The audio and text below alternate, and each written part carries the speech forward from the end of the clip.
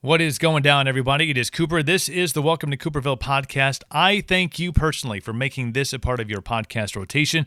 If this happens to be the first time you're checking the show out, thank you so much. High five, hug, bro hug, whatever you're into. Here it is. The Welcome to Cooperville podcast is proudly brought to you by Midwest Meals. MidwestMeals.com. Fully cooked, healthy meals starting at only $6.50, and they ship nationwide. How does it work? Well, magic, obviously. No, you jump on their website, you look over their vast selection of meal options, you can create your own, you can look at proteins and the carb ratio and fats, whatever it is that you need in your diet. You put things in your cart, you check out before the end of the day on Friday, and they will ship it that following Monday. You get it delivered, you pop it in the microwave, and you enjoy fully cooked, healthy meals in a matter of minutes. It's that simple. Check out MidwestMeals.com, and I'll tell you what, if you are a first-time customer of Midwest Meals, use the promo code Cooper at checkout. We're going to get you 10% off that initial order. Promo code Cooper, MidwestMeals.com. Hashtag MidwestFitFam. The Welcome to Cooperville podcast is also brought to you by Violent Gentlemen Hockey Club. If you're looking for some new gear for the upcoming hockey season, or just maybe to represent your attitude, violentgentlemen.com. Check out everything that they have, from t-shirts to hoodies to hats to their women's line. Trust me, you'll appreciate this little nod of information. ViolentGentlemen.com. Promo code Cooperville15 and get 15% off your initial order at ViolentGentlemen.com. And the podcast brought to you by my friends over at Monster Energy. We had some tornadoes in our area recently, and a ton, like hundreds of volunteers dropped everything that they were doing to go out and assist with recovery, to assist with cleanup efforts, taking trees off of people's houses and off power lines. It was an amazing sight to see. All these people taking a day off of work or taking a couple days off of work or a week off of work to go and do their part to help out their friends and neighbors. And people they didn't even know. So the small token that we could do is we loaded up a bunch of cases of Monster, threw them on ice, took them out to all the volunteers, and left some coolers out there. So as they needed that little afternoon help me, because they've been working for some people over a 24-hour period, volunteer firefighters working for over a day out there, we were able to fuel them a little bit with some Monster. Hashtag Monster Podcast if you're on the socials. I'm so excited for you to hear this episode of the podcast. George Ducas, country artist, songwriter, genuinely awesome human being. Our conversation covers a whole bunch of topics, including his musical career, his songwriting, and also obstacles that get in the way and how to overcome. This podcast has become about motivation and inspiration and hearing people's stories of overcoming those trying times. A lot of that finds its way into this podcast with Mr. George Ducas. That episode starts right now. Welcome to Cooperville. The Welcome to Cooperville podcast. On demand anywhere quality podcasts are available. And some places where cheap podcasts are available. And the local gas station has some. Subscribe, get updates, feel better about your life. Welcome to Cooperville.com. Check.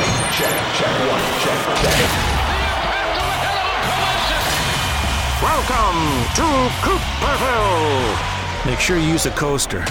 The wife gets upset when we leave rings on the tables.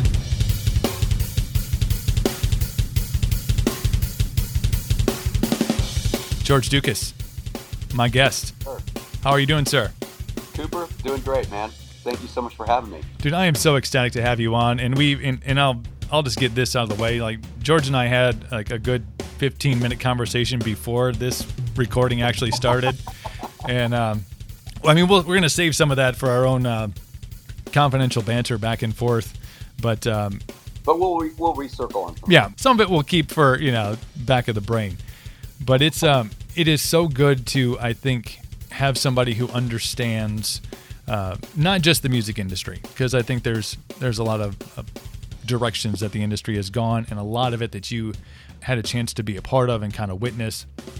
And the trajectory of where not just country music is today, but the industry and where people are finding their music. And the cool thing that kind of ties this all into a bow is the reason that I reached out to George. And I, 94, when the album came out, I was a fan, and I had posted some things on Instagram. And every once in a while, because I need that shot of dopamine in my brain, otherwise I feel like I'm incomplete. Of course, as we all do. I wonder who's checking out my story feed. And here's George Ducas' name pops up, and I'm like, that can't be the George. That can't be Lipstick Promises, Teardrops, George Ducas. And sure as shit, it was.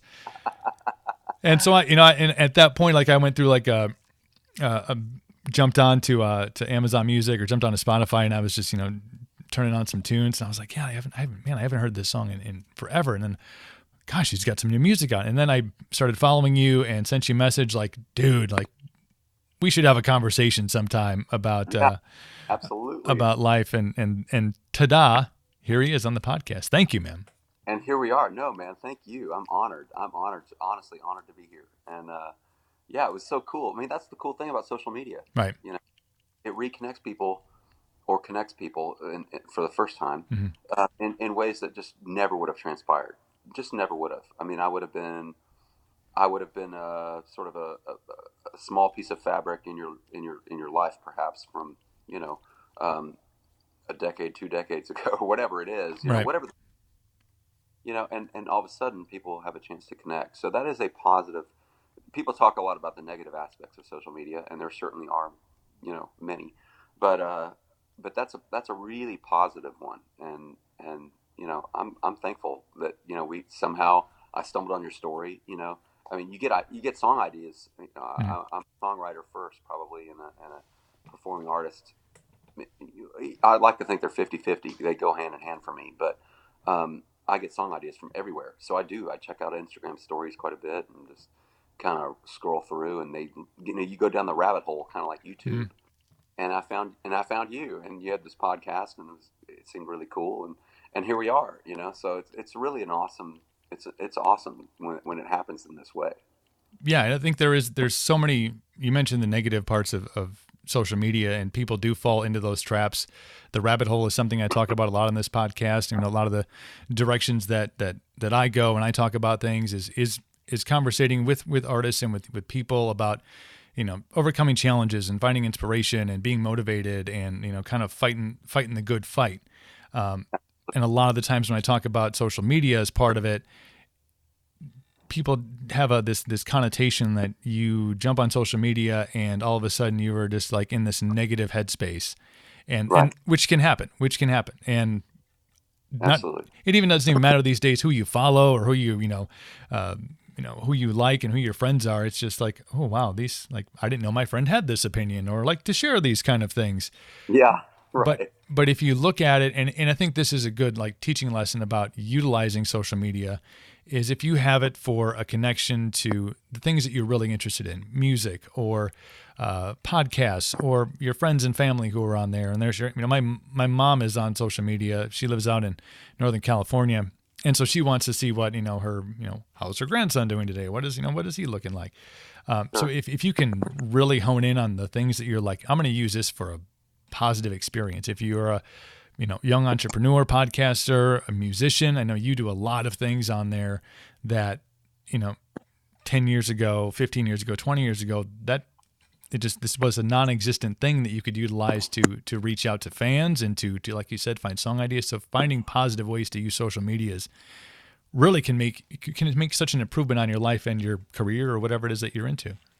Absolutely. No question. Not to mention, your causes that you might be, Yeah. You can follow your causes on there, and those that speak to you in your heart, and get involved in a way that, you couldn't do that before as easly. I'm going to take you back to growing up. Is there anything more Texas than growing up in Texas City, Texas? I mean, I can't think of anything, being like, yeah, like who's ever even heard of that town? Like nobody, until I'm like, Texas City, there's like, that is, screw Dallas and none of this stuff that's around. No, Texas City, Texas. I mean, that's. Yeah, it's tiny. And honestly, I can't even really say I grew up there, but I was certainly born there. I spent the first 5 years of my life there. It's kind of, it's outside of Houston. It's kind of heading down towards Baytown and Galveston, and, Galveston made famous by the song, of course. And yeah, it's just a oil refinery town. It's not very pretty, that kind of existence. But my folks divorced when I was 5, and like you, my mother moved out to California, and she took me and my sister with her. And so then I spent the next the next several years, elementary school years, out in California before moving back to Texas to live with my dad. So I kind of bounced back and forth a little bit. It's eerily similar, our stories. My parents divorced when I was 3, and I lived with my mother. We stayed around the area for most of my childhood, but I did a lot of transporting with her. She, made a decision, I think, for her, the right time to go back to school and kind of pursue, her dreams and her aspirations. And I was along for that ride, which moved me around a lot. And then, she ended up out in California, and my dad ended up on the other side of the state. But, you get to kind of, and not to use like, hey, we're divorced kids, because this day and age, it's tough to meet somebody who's not from a divorced parent family, but you do tend to get to witness a lot more vantage points of life. And I think that can, for you, songwriter, when you can find probably different tales than those who grew up with that, I don't want to say white picket fence family, but you're like, hey, you know what? Sometimes being a kid sucks. And you're able to kind of draw on that. Absolutely. Yeah. I mean, I think you sort of learn to be more versatile in a lot of ways. I kind of realized that at a fairly young age. It did teach you how to adapt, as opposed to being from a background where someone who is, I want to say, blessed with more of a homogenous, traditional, family upbringing that that stays together, stays in the same place, and I mean, there's a lot of comfort in that, but there's a lot of strength that can be had by having to, move around, being put in different situations as a kid, and having to adapt and overcome them and integrate. I think, and you can agree with this or disagree with it, but I think when you have to go through those things, when you learn kind of on the fly to be able to pivot and to be able to adjust and to be able to kind of say, oh, well, today it's like this, and next week it could be like this. When you encounter smaller challenges, not major ones, I think we all kind of can have struggles with, but when you encounter kind of small things, you're like, like I can get through this. It's not a big change in my in my upbringing where I can say, hey, at 22 I had to deal with this. I'll figure it out. Yeah, it's a skill. It's an acquired skill, I think, that comes with sort of survival, and so that's a good thing. It's certainly a positive way to look at it. Music interjecting itself into your life, it's a conversation I love having with artists, because it can come from so many different avenues. The radio always playing. We talked about in the open, before the open, I should say, about the radio is set on this station and we don't touch it. Somehow that doesn't fly with my 9-year-old these days. Like, he's got a remote in the back seat of the Jeep. Like, nope, changing it. Like, how does that work? So true. It's so true. Like, my dad ripped the knob off. Yeah, the kids don't even have a knob. They just grab your auxiliary cord and plug it directly into their phone, and then whatever's on their playlist becomes what you listen to. But for you, where did how did music find its way into into your kind of your vision as like, oh yeah, this is something that I mean, music is in, I think, everybody's life, but as far as eventually becoming an artist, where do you remember it first being like, oh yeah, music, this is in my head? Right. It's getting a little bit foggier, honestly, where it started, but basically as long as I can remember, I mean, maybe starting in, I want to say like 5th grade, 6th grade, and then somewhere along the line, I think maybe it was a 7th grade essay where I had to answer a question in class about what I wanted to do with my life. And I don't even remember writing this thing, but my mom showed it to me, or sent it to me years later. I have it somewhere. It's an essay written in pencil, in cursive, which I can't even do anymore. Talking about how I wanted to record an album and I wanted to record music and be in the recording studio. For the life of me, I can't remember having written that, but I wrote it for sure, and so it was just there for me. I always wanted to play guitar. It started with wanting to learn how to play guitar. Right. And then quickly, I took a couple lessons and I got a guitar for Christmas, and I took a couple lessons. It was too hard. I gave it up, put it away for a year, came back to it in a year on my own. Still had the old notes of some basic chord structures. Just started relearning it on my own, and then kind of listening to recordings that were that I heard, or listening to the radio, or listening to albums that were in the house, my parents' records, whatever. And just kind of learning the songs kind of by ear. And something that it's interesting. I don't even know that I could do that today. I mean, kids are so good at learning. They're just sponges. And in the same way that today's kids can pick up technology just second, it's just like drop of a hat, and they're better at it than we are real quickly. Back then, for me, it was the instrument, and I could teach myself any song and learn how to play the solo pretty much if it wasn't too shredding. Some of the rock stuff, I didn't have an electric yet, so you just can't play some of that stuff on an acoustic guitar. You can't do Eddie Van Halen on the acoustic. Yeah, you're not gonna pull off Eddie Van Halen on a Yamaha. So unless you're really good, but so it just sort of it just was something that I had to do. Like I was just moved to do it, and real soon thereafter, learning a couple songs, especially the Red-Headed Stranger album from Willie Nelson, which was very acoustic in nature, and I'd like to say is kind of the I think it's the forefather of the whole country outlaw movement, or he is, or certainly that album is a big part of it. I started trying to write my own songs and just sort of mimic almost Willie's songs, and it really just started there and just kept going. Just really kind of never stopped. It was always on a slow burn. It was just always there. Even though I was in school, I had friends, I loved sports, but I was always still working away at that. Even all the way junior high, high school, college, everything, and so it just was always there for me. People have a point in their life where they have.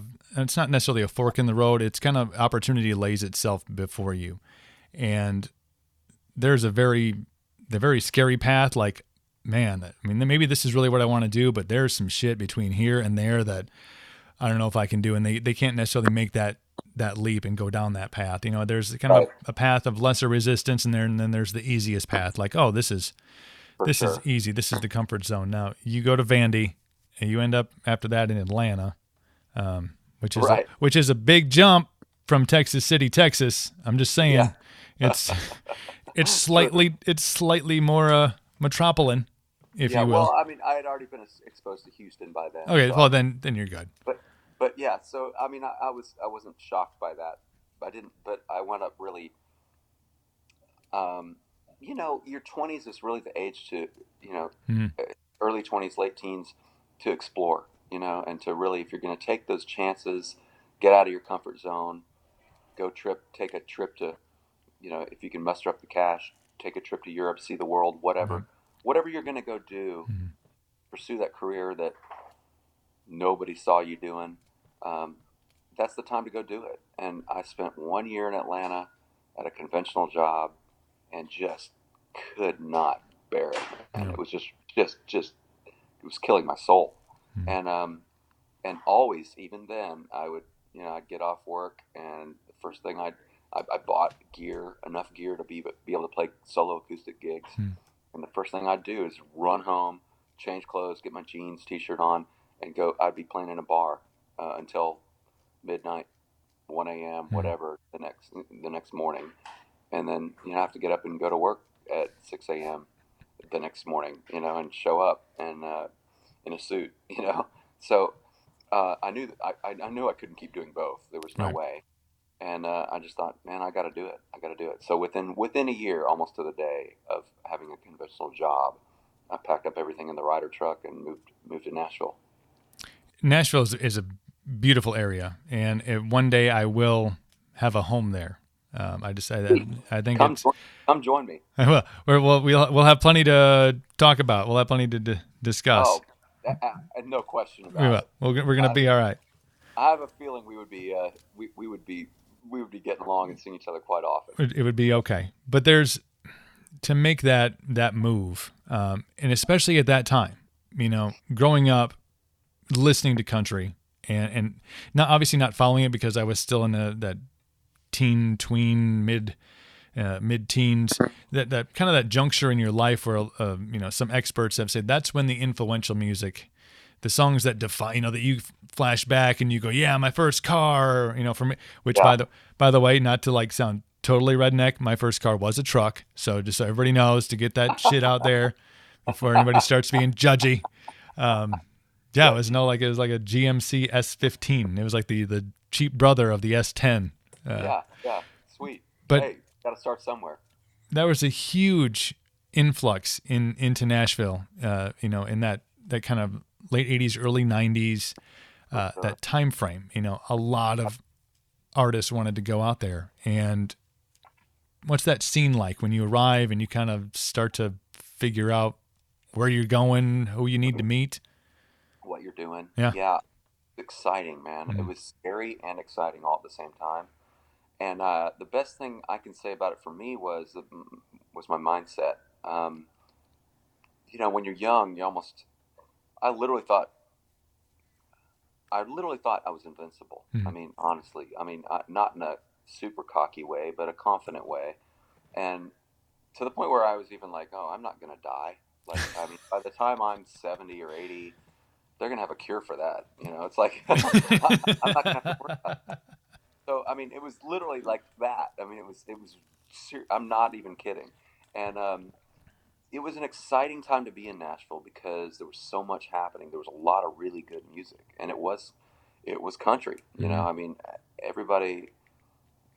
Everybody bashes on the people that bash about or lament that country's not country anymore. And, perhaps they have a good reason to say that these things are always changing. Mm-hmm. It's like fashion or the length of women's skirts. They go up and down, right? Just over time, skirts are better up than down, in my opinion. But Agreed. But honestly, it does change over time. But it was a time when it was really country. There was some edge to it. And there was also the other stuff too, the more middle of the road stuff. Certainly, Mm-hmm. The Bellamy's, but even that was country or whatever. The Bellamy's were predates my move to Nashville, certainly. But I don't even know why I threw that out there. But stuff like Steve Earle or the Dwight Yoakam records, right. Mm-hmm. That those really spoke to me as a kid. So did Stevie Ray Vaughan, which isn't really country, but it is country. Yeah. When you think country is blues at its core, or at least historically speaking, it's kind of the white man's blues, So when you listen to those old Hank Williams Sr. recordings, right. it's pretty raw, and it's very basic, and in the same way that blues is a very basic structure. So anyway, it was just an exciting time to be here. Even the neo, whatever they called it, neo traditional stuff that was coming out, Garth, if you put him in that category, Clint Black, all those guys, those were kind of, those guys were all happening when I moved here. And, those were influential for me. I would get out and play every Friday night. The good thing about my can-do attitude was that I was not going to go work a conventional job because I was just coming from one. I was like, I am going to make my living at music somehow. And without even the somehow, it's just like, I'm going to do it. Right. And so every Friday night I'd play in a bar, just the same bar every Friday, and I got paid $1 at the door, and however many people showed up, that's what I made. Mm-hmm. The bar itself wasn't paying me anything, but the bar owner was there at the door, and he would collect the dollar covers, and I'd walk out of there. Man, by the time I signed a record deal, which Capitol Records came to see me at that place, played by myself, just me and a guitar, and that's where the deal happened. I was walking out with $400 a night in ones, kind of like a stripper. I was gonna say, and honestly, but that's all I needed for the week. I was good. I was totally good. Not even a sweat, and so, and I was playing back to our discussion of what artists were happening at the time. I mean, I would play a Clint Black song or a Dwight Yoakam song or something like along those lines, and start to gradually mix in the songs I had written or was writing. Some of which, sure enough, were part of my first album that was released on Capitol. So it was a great way to do it, because I was honing my skill, learning how to interact with an audience, be a performer, and getting to showcase my new songs as I sometimes had written that day, and I would bring the lyrics with me and have somebody in the crowd hold them up so I could, because I didn't quite have them memorized, and honestly, it couldn't have been more efficient and more enjoyable. It was a fascinating time. You mentioned mindset in there, and I think that's a glaringly obvious thing that is missing from a lot of people's vernacular, is the can'ts and the cans and the I wills and the I would like to's. They creep in and they start fighting you. But I think when you mention, no, I'm here to make it music, and this is what I am going to do, Right. Going in there with that, I don't want to call it a can-do attitude, but it's no, I will attitude. And, Yeah. I think people need to have that, if they're driven enough to go and try to pursue something, obviously taking the giant leap of, all right, Nashville, here I come, hell or high water, we're moving, we're going to kind of figure it out on the fly, to, no, I'm here for a purpose. And my purpose is, obviously to, at that juncture, get a record label in there, get them into the building and let them hear your stuff, and then ink the deal. That first record comes out. What's the ride like for you? There are a couple of amazing songs on there. I couldn't remember. I was having a flashback, which sounds more tragic than it really was. But I used to spend a lot. It wasn't that bad, but I was having trying to remember if TNN was still on the air back then, or if CMT had started yet, or if Oh, TNN. yeah. They were all going. Yeah. Absolutely. Yeah. So, It's probably like 90s, 95 or so. Yeah. And then did a big piece on me, which we shot out at a place called Steeplechase, which is a place where they have horse races here in town once a year. Did a big like life piece on me, and then all my videos were on CMT. And Lipstick Promises, of course, which was the biggest hit on that first album, was number one on CMT. And but you shot a video for every single song back then. Wow. And they actually played videos back then. They weren't playing old Dukes of Hazzard reruns or whatever. So there was a reason, to do that. So yeah, it was all over the television, and it was exciting, man. It was a very fast-paced time period, because I went from playing that little bar to my very first show as a national act. Went to doing a full-on radio tour, and saw probably every radio station across the country. Several months of that, just to deliver the album or the single, which the first single was actually a song called Teardrops, which was also a charting song on Billboard. But I went from playing that little bar to doing the radio tour, and then my first show was opening up for my first several shows.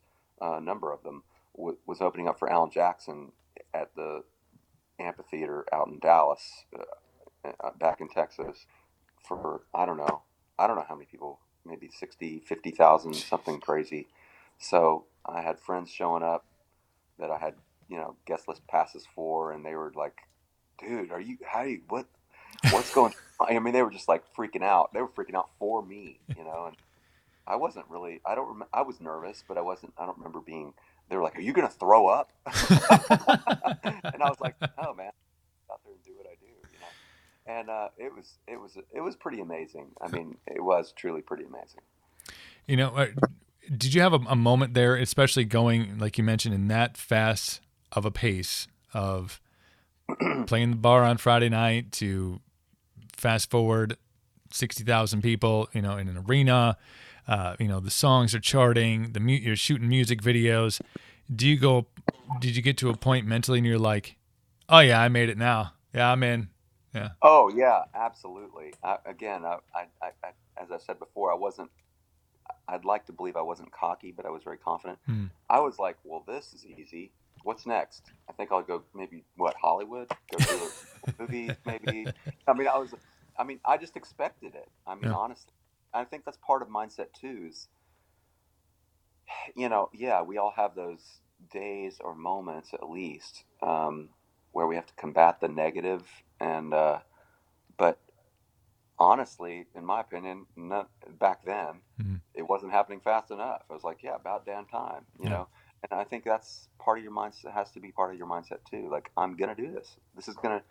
It may not unfold exactly the way I see it unfolding, but it's gonna happen, and I'm gonna make it happen. And that's all part of that positive can-do, mental attitude as well. And I think, again, going back to our decision, our discussion about the decision to go do something that you really feel driven to do, as opposed to taking that attitude of, well, man, if only somebody would help me with, those things. Just deciding that you're going to do it, and going and doing it, and mapping it out, and making it. Again, it's not going to map out exactly the way you see it, or maybe you don't even know the exact, but to start taking the steps that you have to take to begin to go down that road and get to, I want to say the end of the road, but that's not quite right, because it's always a journey, not a destination. But to begin to make it happen, whatever that it is.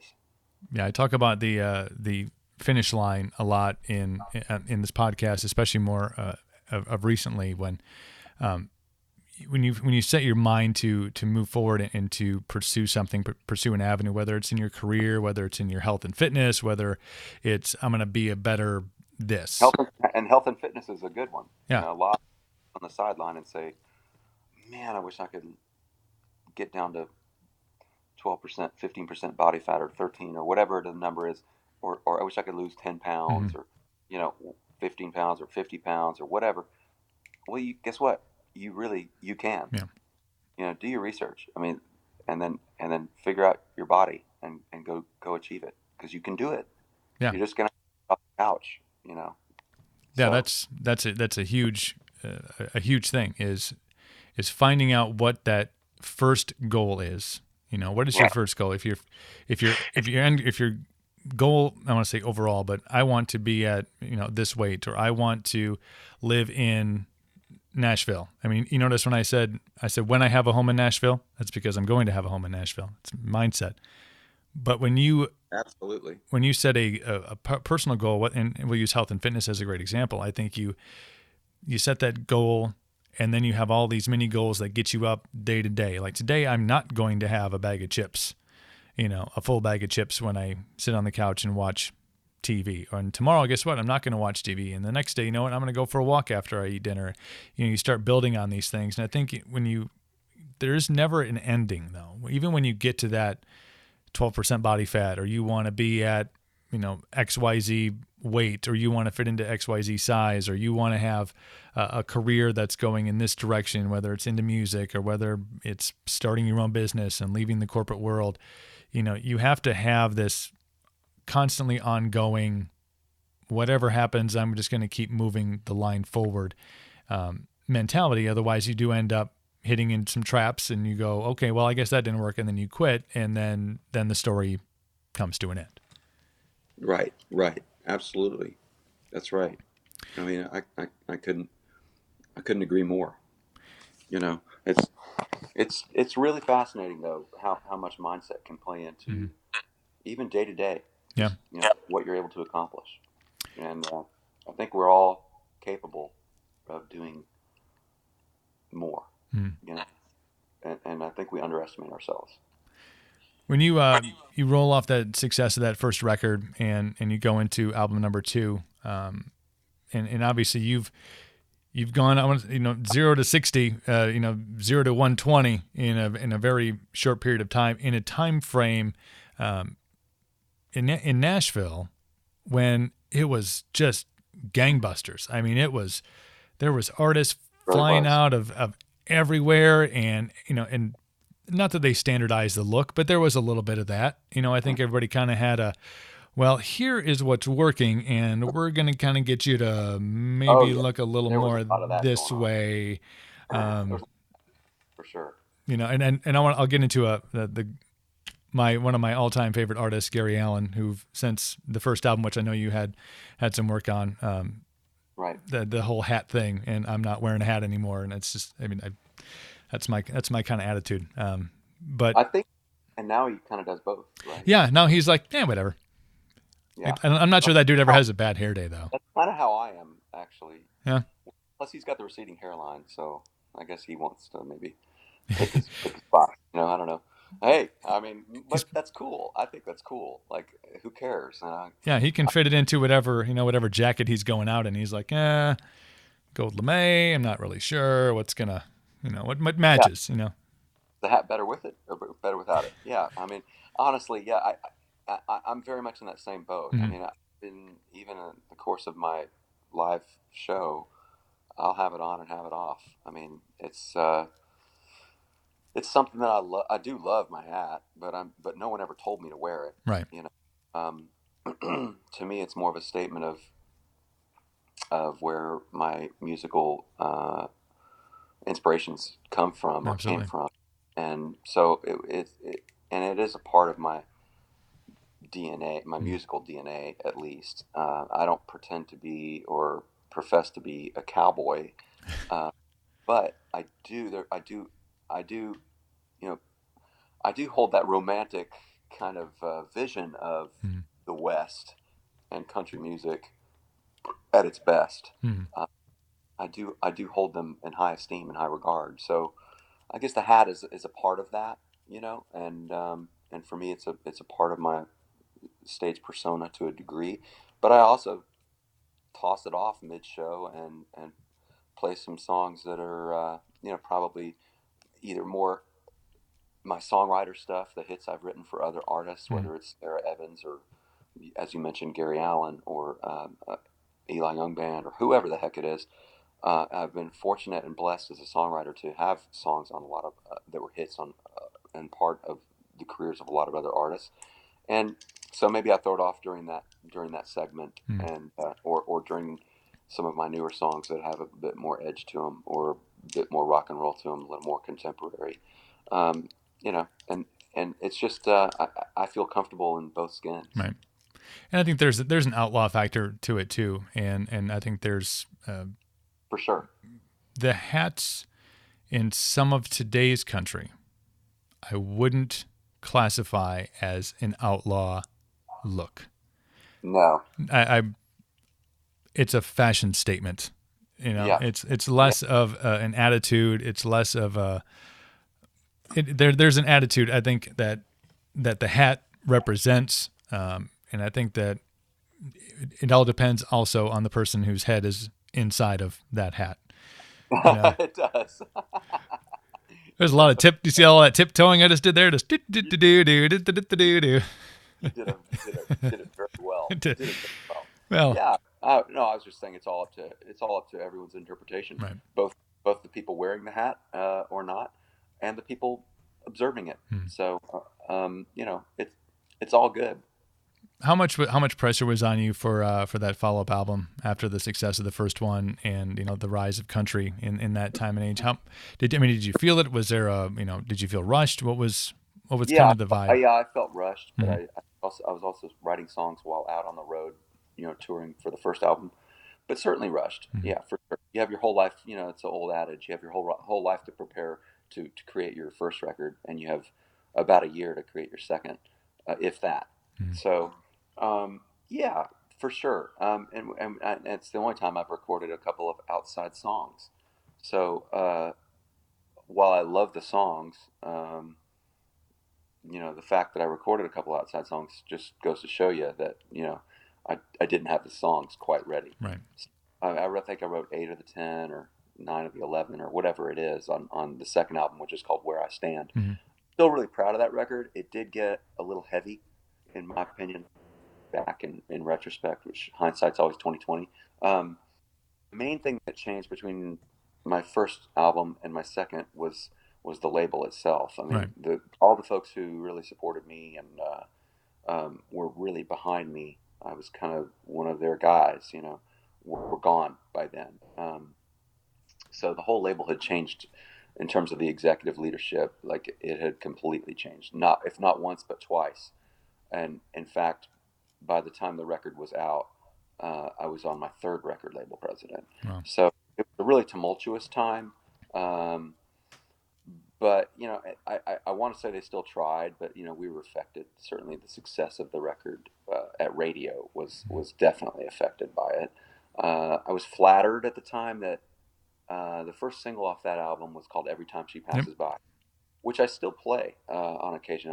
I played 2 shows this past weekend in Illinois and Michigan, and kicked off the whole show with that song. And, it's an up-tempo, it's fun, and so people that don't know it still enjoy it.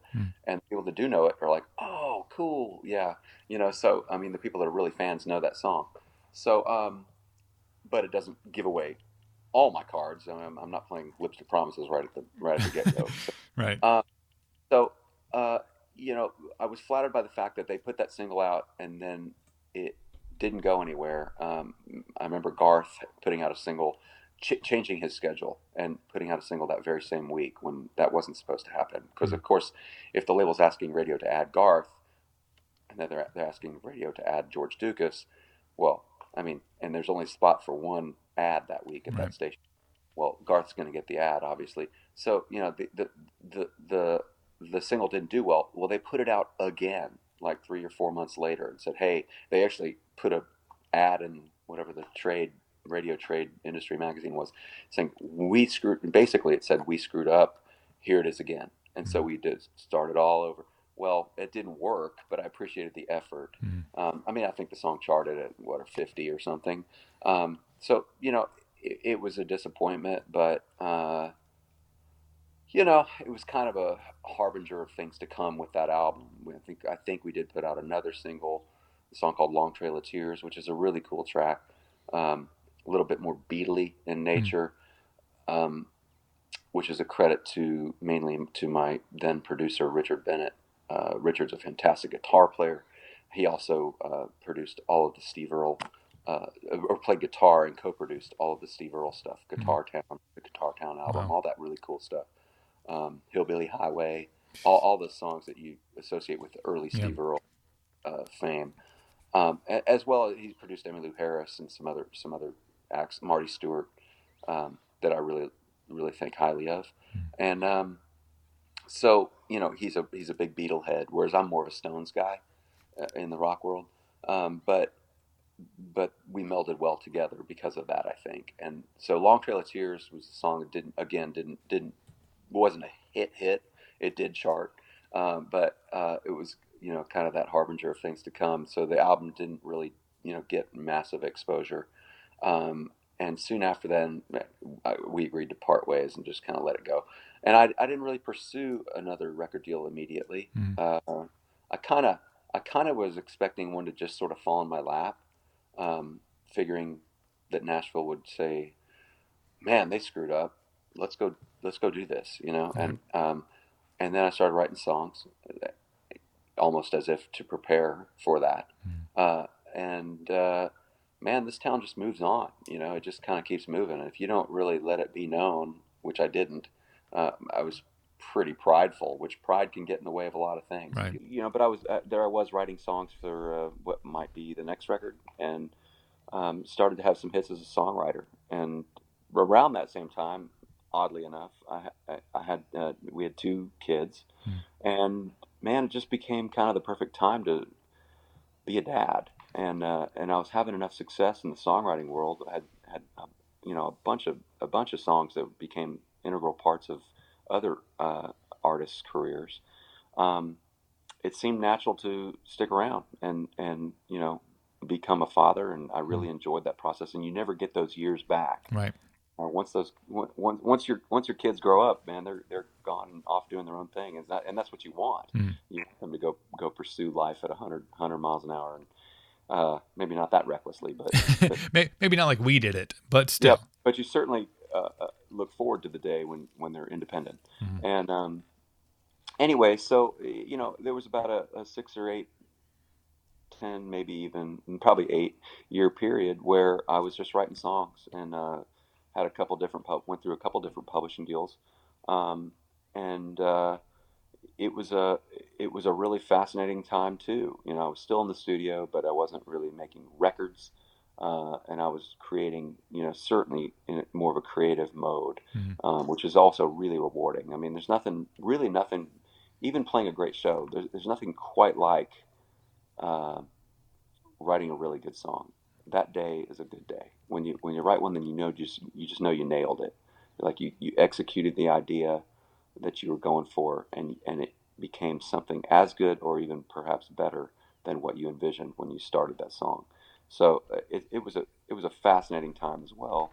It wasn't without its hardships. I did realize as time went on, I missed the road. I missed making records. I missed interacting with not just industry radio, but the fans, and I missed, smelling the smell of amplifiers heating up, pre-show, and letting those songs out, letting them live and breathe every night, and being a band on the road. There's nothing that replaces that either. So in the same way that there's nothing that replaces writing a great song, just in your living room or wherever you are, hotel room or whatever. So as time wore on, I really realized that I did miss that, and that in essence, also, I realized that part of my drive to write songs is to be able to get out and record them and then sing them live and get out with a band and do the whole thing. And so I got back to it initially in Texas only in about 2010, 2011, something like that, and had a couple hits on Texas radio with a little 6-song EP that I had put out. It wasn't even a full album.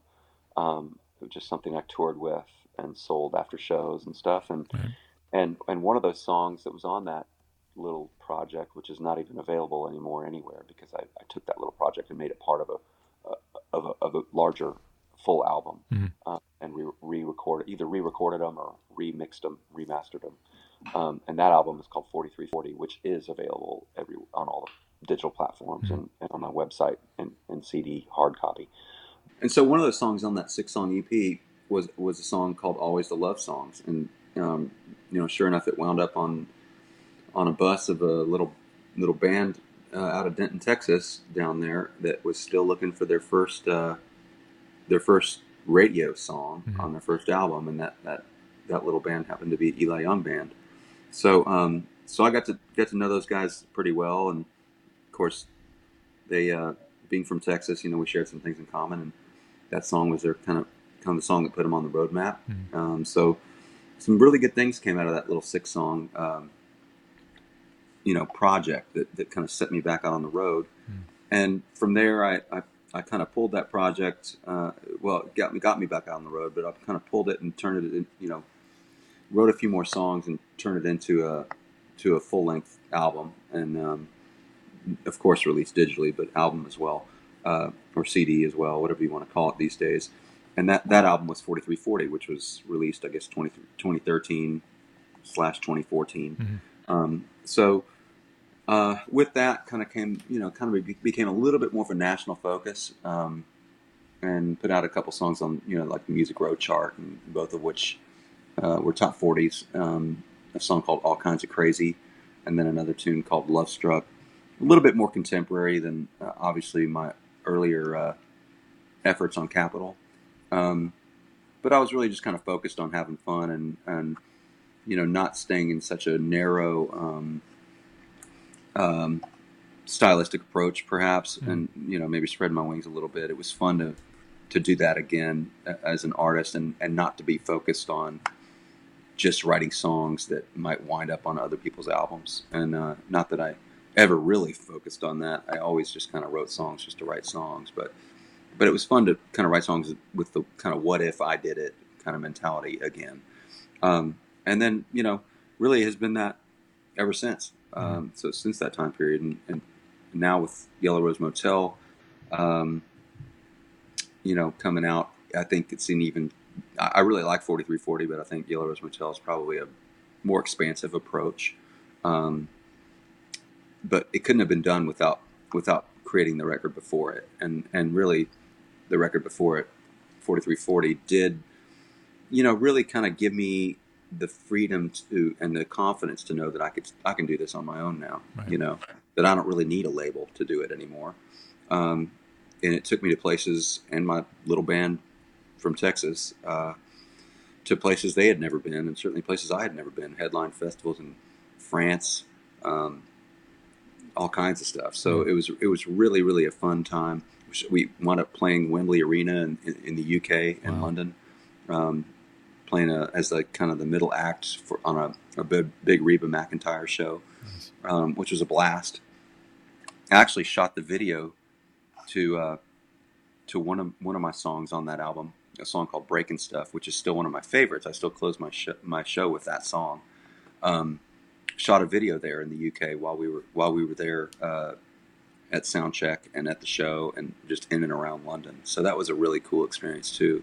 But Yellow Rose Motel is definitely a step up. It's a broader record, a deeper record. It probably gets back to a little bit more of the essence of what I am, a little bit more of the roots stuff. But it's still really expansive, and I'm super proud of it. I mean, I had a lot of time to write it. Again, time is critical. Going back to our our thought of you have 1 year to write you have your whole life to write your first record. You have 1 year to write your second. That whole rush that major labels tend to timeline that they tend to put you on. Well, I don't have that now. I make a record when I'm ready to make a record, and Yellow Rose Motel was definitely a better record because of that. I had a couple years to write it. Got into the studio when I could, bits and pieces here and there, and just super proud of it. The first single, or what they now call focus track, if you're not really at radio, is a song called Eastwood.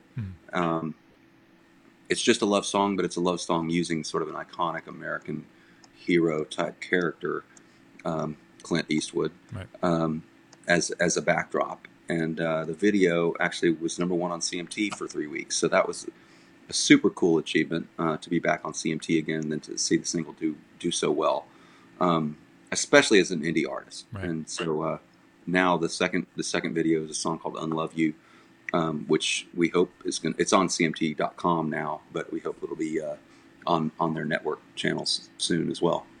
Now, you've had a chance, and I want to dive more into Yellow Rose Motel and kind of the whole essence of it and the way that it was released and how it's being released. But you've had a chance to obviously go through how the music industry used to operate, in the Capitol days. I think that's that transcends genres. I think just how it was and being on a label, record cycles, and we talked about you have a year, here's your box, and then then it's tour after the album, and then it's out back in the studio. And I think there's still a lot of that going on. I know there's a lot going on in the rock genre where seemingly the bands that have been put on the pedestal are in that mode. They are in. We do, tour here. Next year we'll be overseas. Album, tour here. We'll be, we'll do the States run. But now it seems like, and this is, it all kind of interjects itself back into kind of how you and I connected. Is this?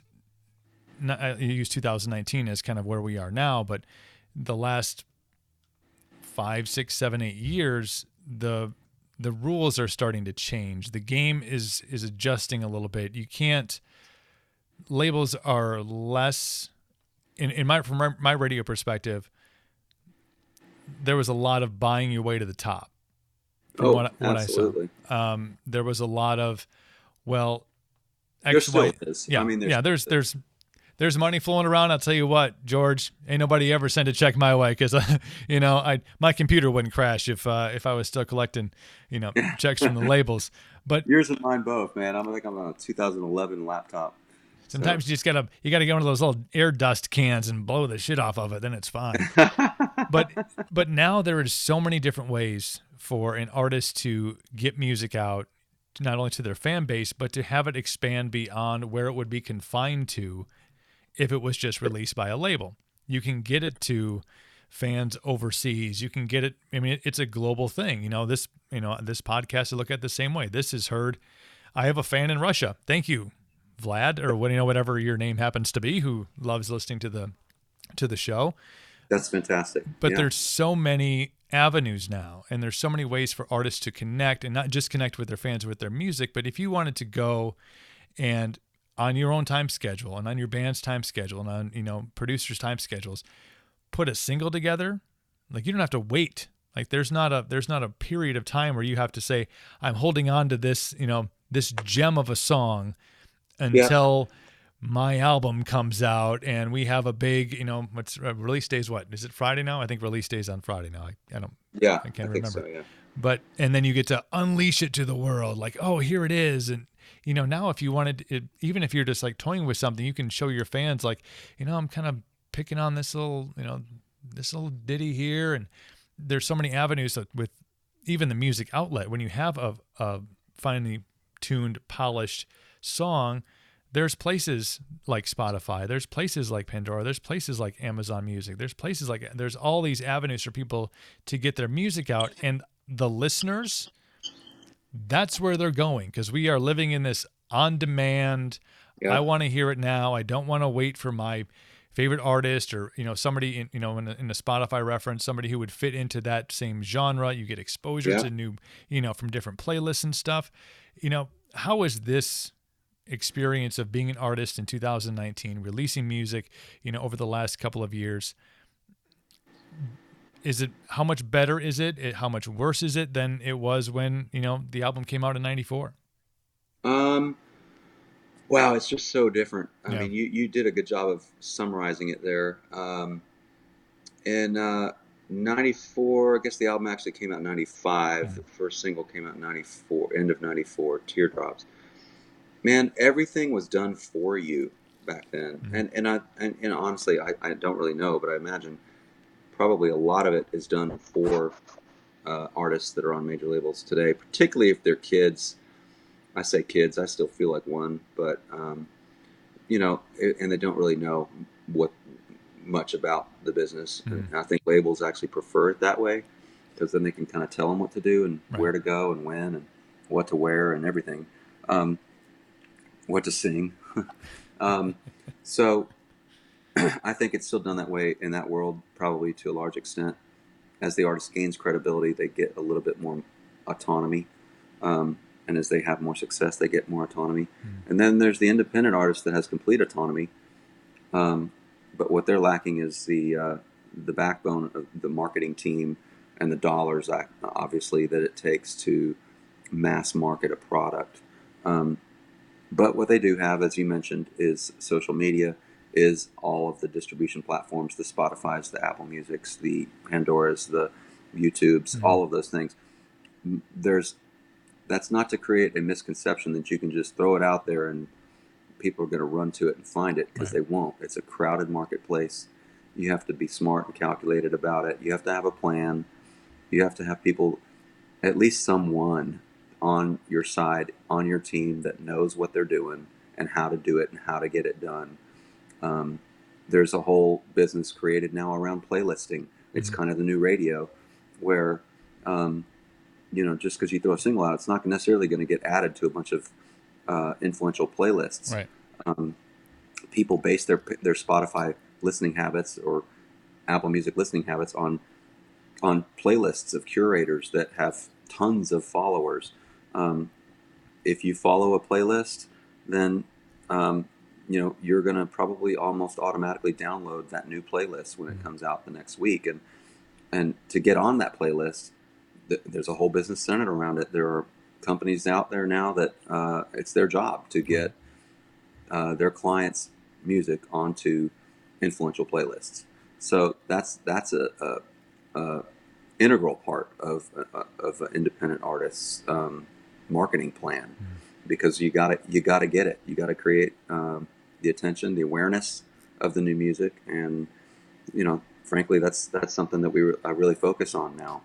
I don't really know how it's done, but I know that I employ a group of people that I can call upon and depend upon to get that done. So, like I said, it's kind of your new radio team. Right. And in the absence of a radio effort, it's really your only avenue. Mm-hmm. So it's vital. It's your lifeline. And it's powerful. It can be very powerful. Yellow Rose Motel, and we had discussed this in our Instagram back and forth. Very unique way to release an album. It wasn't done in a traditional sense, but we are not living, as I think we both touched on, we are not living in traditional times much anymore. It's a new way of doing things, and what I think the really cool thing about this is it was so rare, and I can't think of one off the top of my head. I mean, if in the rock world, I think of like an Appetite for Destruction album. I think of a like Smash Mouth, the Smash album.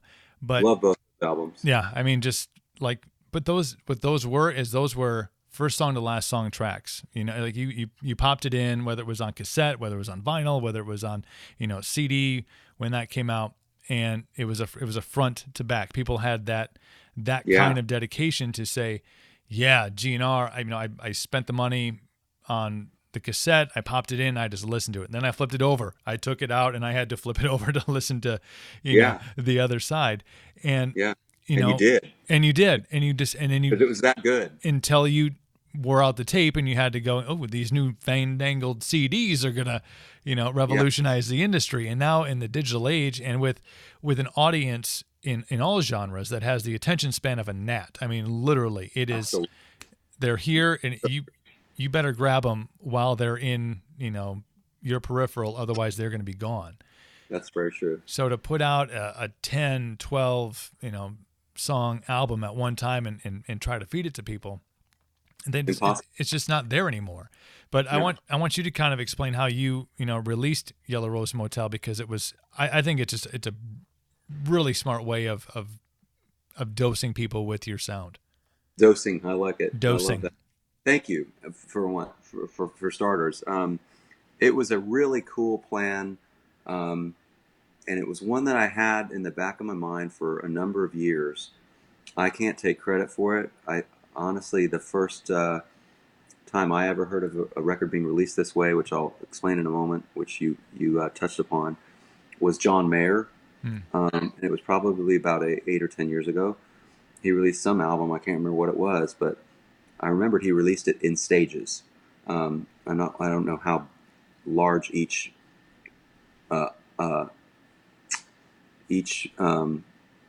trying to think of what's the word for meal that each course. I don't know how large each course of the meal was when it came out, but whether it was 2 songs or 4 songs or whatever. But I actually, as I was creating the record, came upon I thought again about that concept, and I wanted to make sure that I had 12 songs on the record, because I wanted to release the record in terms of volumes, and I wanted each volume to be 3 songs, and I wanted to put out each of those volumes once every quarter, which would mean 12 songs. I mean, 3 times 4. Right. So I'm not good at math, but I did figure that out. One we got.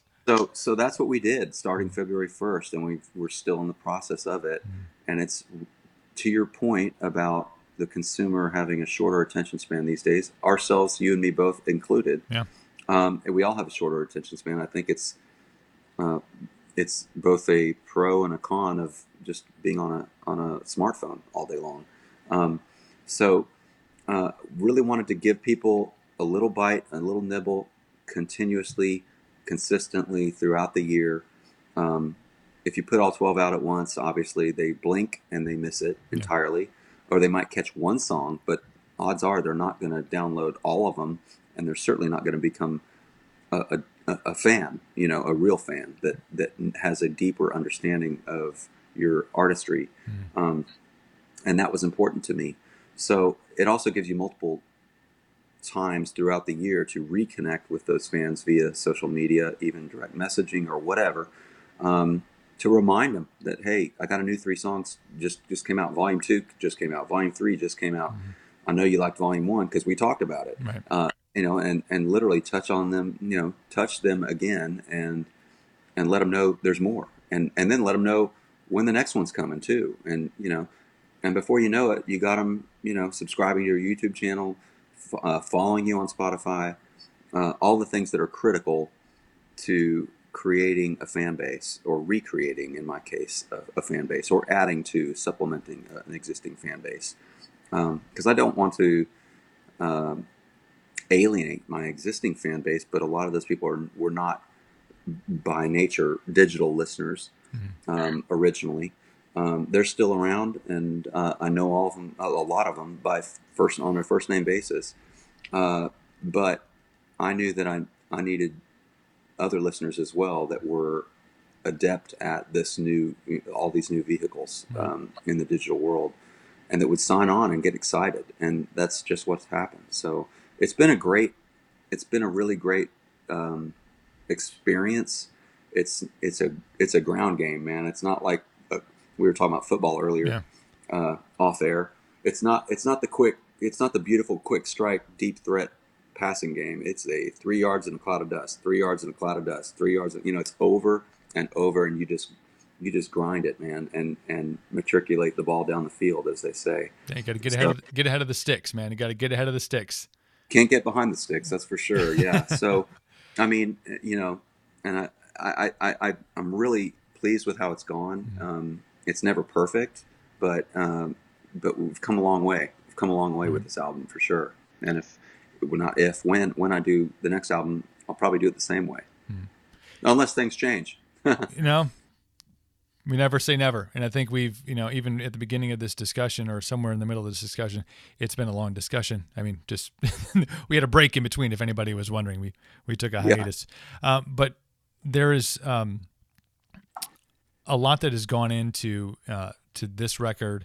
The trail that you've kind of gone through. We talked about both coming from divorced parents, and that instilling kind of a ability to pivot, to adjust, to kind of be able to get through a lot, and not be able to, when you get hit with a challenge, when something puts itself in front of you, it doesn't become a barrier that you can't get through. And I think being able to go from the success of the first record into the time crunch and the pressure of the second, to finding you, becoming a dad, and living, and songwriting, and just being able to kind of find yourself, at peace with what you had going on, and then finding, like, man, I'm still writing, and I really, you love the songs you're writing, and they're yours, and you kind of get yourself into that indie mentality where you have, well, this doesn't sound like traditional this, or this doesn't have, well, who cares? Like, this is what I was feeling. I was influenced by this a little bit. So you're really able to kind of mold your own, statue. Yeah. Your brand. I mean, your own statue. Yeah. I like it. That's really true. I mean, there's no boundaries. No. I don't think I'll ever stray too far, but who knows, and I mean, Yellow Rose Motel, for those that are familiar with the record, those that aren't, please look it up. You can find it. But for those that have heard it, the title track, Yellow Rose Motel, the song, I liked it. I was passionate about it, so much so that I named the album after it. I also thought it was a really cool name for an album. Yeah. And it's a total departure from where I've been, but in a sense it's not, because I've always loved blues. And as we talked about earlier, I think country music at its essence, at its core, is the white man's blues, right. And there's a lot of blues in that song. And there's also a lot of Willie Nelson in that song. I mean, as we talked about earlier about the Redheaded Stranger album, and how that's one that I kind of cut my teeth on as a kid. I mean, that album is kind of an epic tale in and of itself. For those that are familiar with it, and for those that aren't, I encourage you to listen to it. But it's an album that's interwoven with songs about this character, the Redheaded Stranger, and I think Yellow Rose Motel is kind of a sort of epic in that nature too. It's a tale. So I love that, and I it's kind of a dark tale perhaps, but it's pretty cool, and a lot of times it's interesting. I get a whole lot of feedback on that song from even traditional listeners, country listeners, that even kids, like, they're like, man, that is the coolest song ever. Like, literally, they say that. And it's super That's awesome cool. to hear, because these are kids that are listening to, I don't know what, Kane Brown and stuff, but Yeah. then they hear that and it just blows their mind, you know? And that's really, really, that's really encouraging. We'll throw the link up to Yellow Rose Motel in the show notes. So if you're listening on whatever platform you're listening on, just scroll on down. You can link right up to it. Throw up the Spotify link so people can hear the singles and kind of follow along with the path that you're going on. I know during the course of putting this album on, you lost your mother, but I think there's some real in reading the story about it, and you going out to California and having time to just go on drives with her. And knowing throughout the course of this podcast, we've talked about the relationship of moving here and moving there, and being with mom and being with dad. I know how that goes.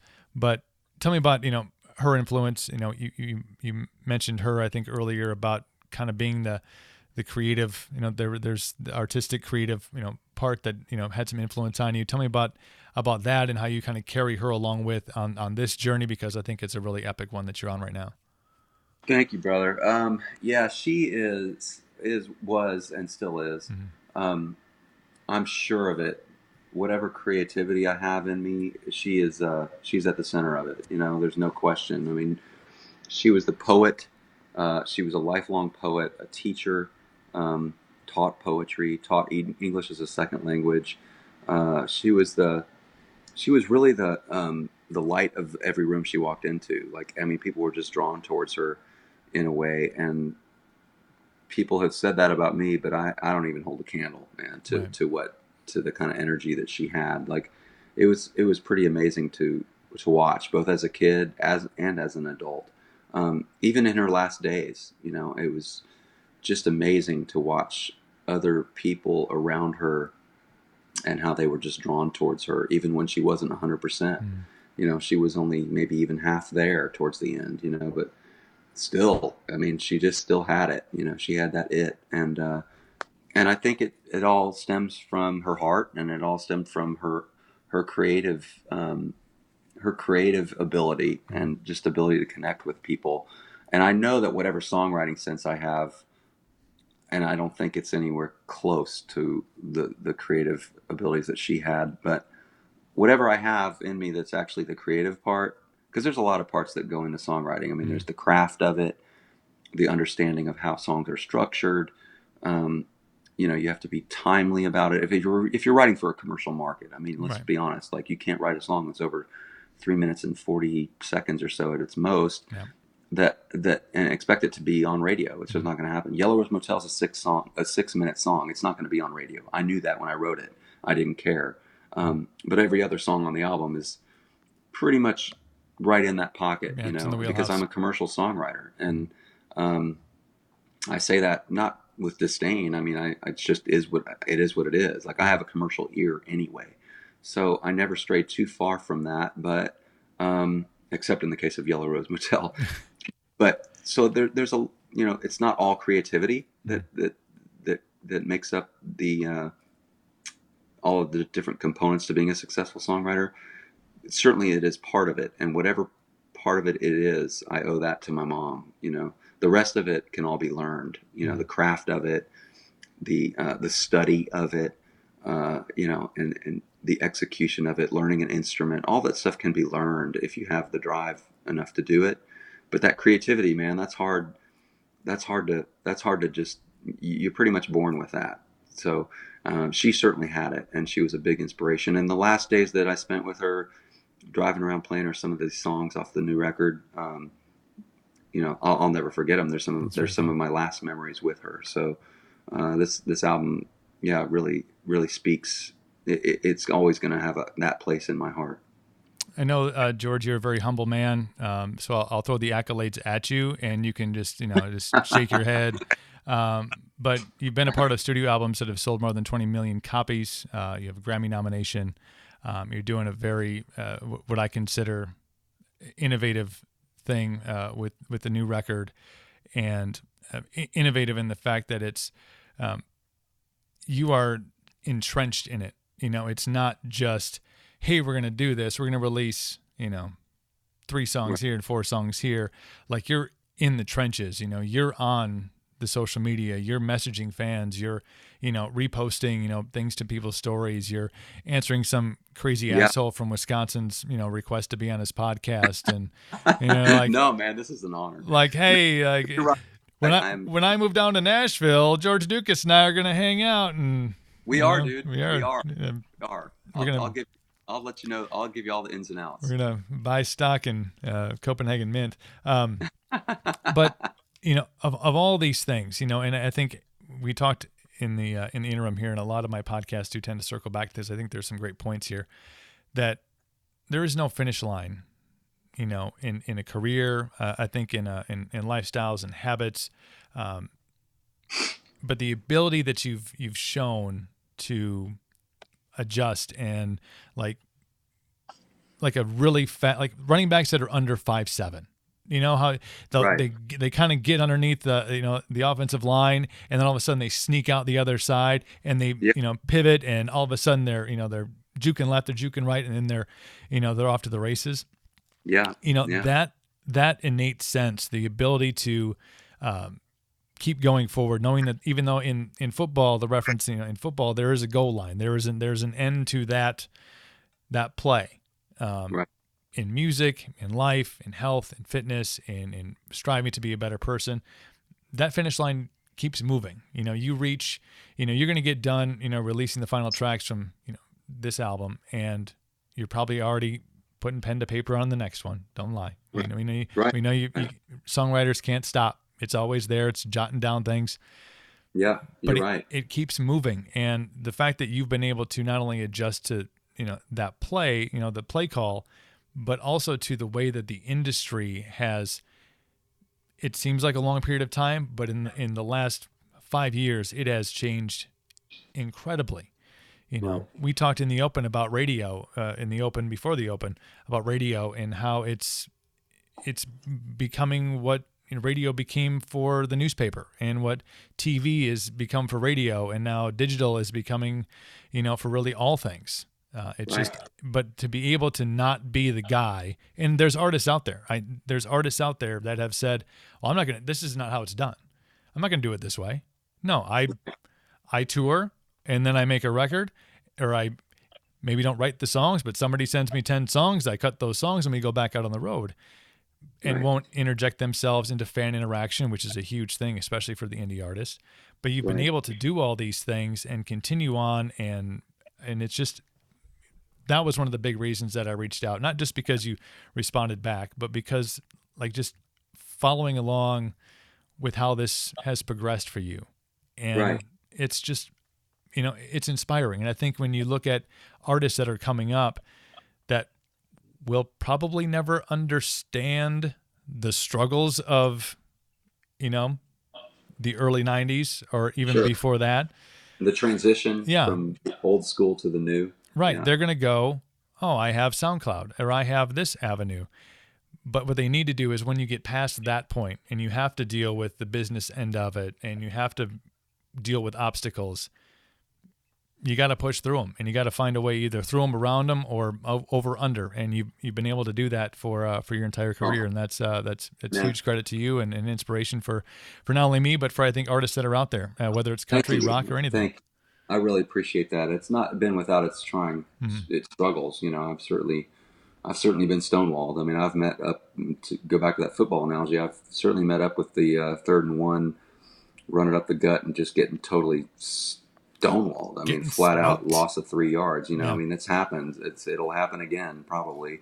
And I'm okay with that. I've managed to get to where I am today, and inevitably the artists that you mentioned that are coming up, that in this new digital age, they're going to encounter change as well, and they're going to encounter some obstacles too. I mean, unless they're Taylor Swift, who started out with a whole lot of talent. I'm not gonna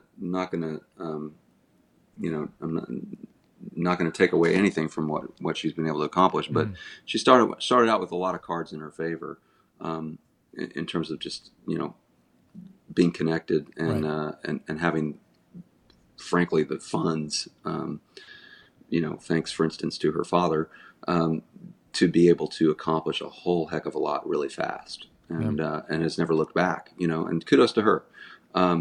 It's an amazing machine to watch, but most artists are not going to have those kinds of assets at their disposal, and they're going to encounter unforeseen obstacles, and you got to find a way around them. As long as the music becomes the driving force, or remains the driving force in your life, and creativity is something that you just feel like is a part of your DNA, and you got to get out there and do it, and you better feel that way about it, right? Because that's the only way that you're going to persevere. It has to be something that you have to want to do. And frankly, my communication with a lot of people online, direct messaging, Instagram, etc., I encounter a lot of kids that are really, fortunately for me, they're moved by the music, and they're like, man, I want to be famous too. I want to make a record too, Right. And I'm like, look, man, it can't come from the I want to be famous mindset, because that shit is fleeting. I mean, you better just want to do it because you want to do it. Yeah, and you can't half-ass it. Yeah, whatever comes from it, besides being able to do it and hopefully monetize it, whatever else comes is just kind of icing on the cake. And enjoy that stuff. But that can't be the motivating factor. It can't. It flat out can't. And I was told that when I was 20. I didn't believe it. Success and fame kind of were one of the same thing for me. I'm still don't consider myself really famous per se. They say, are you, some people are like, man, what does it feel like to be famous? And I'm like, man, it's like all relative. I mean, yeah. I'm famous maybe compared to you or compared to your friends, but am I famous compared to J-Lo? No, not even close, right. So it's all relative, and you have to just do this because it's a part of who you are. Yeah. So if you keep it there, then, and you work hard, then good things will come. George Ducas, Yellow Rose Motel is the latest album, released in a very awesome way. Where can people find you? Not only on, of course, the social medias, but website, all the good stuff. All the good stuff. Website, georgeducas.com. There's everything there from tour dates to merchandise. A bunch of new merchandise coming up on there very shortly. We've just received a bunch of it. It's not in the store yet, but it'll be up there soon. Of course, Instagram, just my name, George Ducas. And it's like George Lucas that wrote Star Wars, except with a D. So for those of you who don't know who I am, it's Ducas like Lucas. And Facebook, of course, I have a page there, and Twitter. Really, any way and every way you'd want to find anybody online, you could find me, including, of course, Apple Music, Spotify, Pandora, all of those guys, YouTube. All of those guys. So yeah, awesome. I'm there, and most likely, if you get a response from me, it will be from me. That's a promise.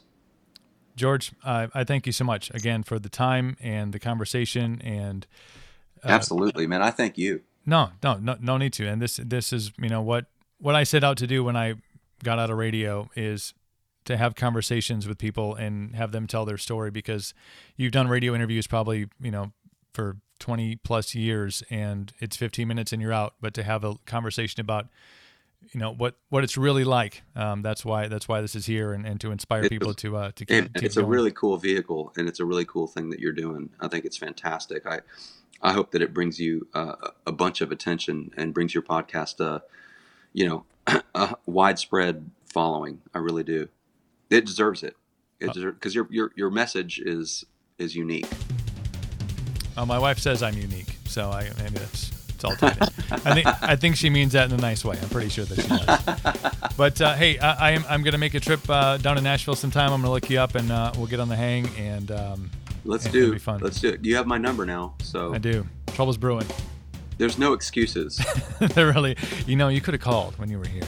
Just text me and let me know when you're coming so we can make plans. Awesome, brother. Thank you so much for everything. We'll put all the links for everything that George mentioned about linking up with him on social media and the website in the show notes. So if you do read more than just listen, go and check it out and link up. And definitely, everybody, go check out the new record, Yellow Rose Motel. George Ducas, I appreciate you, my friend. Thank you so much for everything. Thank you, my man. You as well. Thank you so much to George Ducas for the time and the great conversation on this episode of the Welcome to Cooperville podcast. Really appreciate everybody who listens, everybody who tunes in. Want to let you know that we are all over social media. You can find us on Facebook. You can find us on Twitter. You can find us on Instagram. We do a lot of Instagram stuff with our stories and things like that. All you got to do is log on to your Instagram and search Welcome to Cooperville. I think the actual @ is @welcome_to_Cooperville, just to avoid all brevity. So follow us on there, get insight about upcoming guests and fun things that we're doing, and insight into my life and the things that I'm doing to continue on this journey of success and health and just being an overall better human being. That's Welcome to Cooperville all over your social medias. And of course, sign up for the newsletter at welcometocooperville.com. #95% rule.